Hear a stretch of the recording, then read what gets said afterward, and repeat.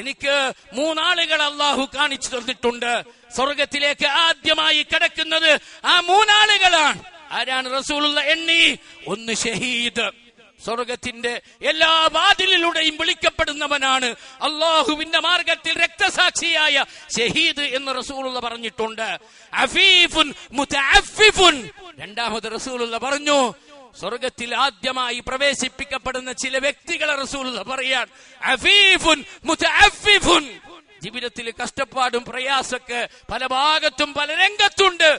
ആരോടും ചോദിക്കൂല, ഉള്ളതുകൊണ്ട് തൃപ്തിപ്പെട്ട് തന്റെ ദാരിദ്ര്യവും തന്റെ കഷ്ടപ്പാടും ഒരാളെയും അറിയിക്കാതെ അഫീഫായി തന്റെ പാതിവൃത്യം കാത്തു സൂക്ഷിച്ചുകൊണ്ട് ജീവിക്കുന്ന ചില മനുഷ്യന്മാരുണ്ട്. അതെ, മഹാഭാഗ്യവാന്മാരാണവർ. ഉള്ളതുകൊണ്ട് തൃപ്തിപ്പെടുന്നു. തങ്ങളെക്കാൾ സൗകര്യം നൽകപ്പെട്ടവരെ നോക്കുന്നില്ല. അങ്ങനെ നോക്കുമ്പോഴാണ് അസ്വസ്ഥത വരുന്നത്. തങ്ങളെക്കാൾ ഉയരത്തിലുള്ളവരെയൊക്കെ നോക്കുന്നില്ല. അപ്പോഴാണ് തങ്ങൾക്ക് കിട്ടിയത് കുറഞ്ഞുപോയി എന്ന് തോന്നുന്നത്. അഫീഫുൻ മുതഅഫിഫുൻ.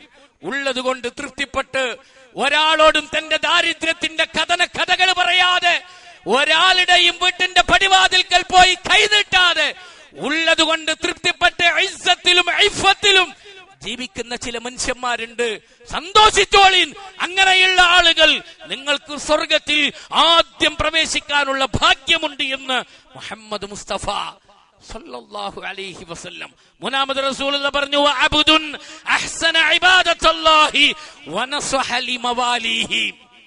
ഒരടിമയുണ്ട്, അള്ളാഹ്ക്കുള്ള ഇബാദത്ത് അള്ളാഹ്ക്ക് വേണ്ടി ഇഹ്സാനോട് കൂടി ചെയ്യും. എന്റെ റബ്ബ് കാണുന്നുണ്ട്. എപ്പോഴും ആ ഇഹ്സാനുള്ള ബോധത്തിൽ അള്ളാഹ്ക്ക് ഇബാദത്ത് ചെയ്യും.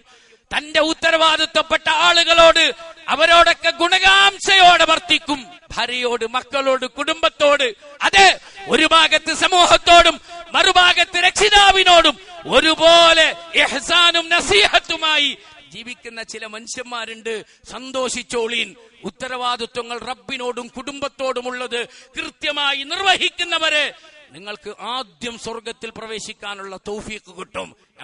നമ്മളെ പരിശോധിക്കണം. ഇതിലൊക്കെ നമുക്കുണ്ട് നമ്മുടെ സ്ഥാനം ഉറപ്പിക്കാൻ. ഇവിടെ നമ്മളും പരിശോധിക്കേണ്ടതുണ്ട്. നമുക്ക് നമ്മുടെ സ്വർഗപ്രവേശനം ഉറപ്പുവരുത്താൻ ഇതിലേതെങ്കിലും ഒരു കാറ്റഗറിയിലൂടെ കടന്നു പോകാൻ നമുക്ക് കഴിയുന്നുണ്ടോ എന്ന് പരിശോധിക്കണം.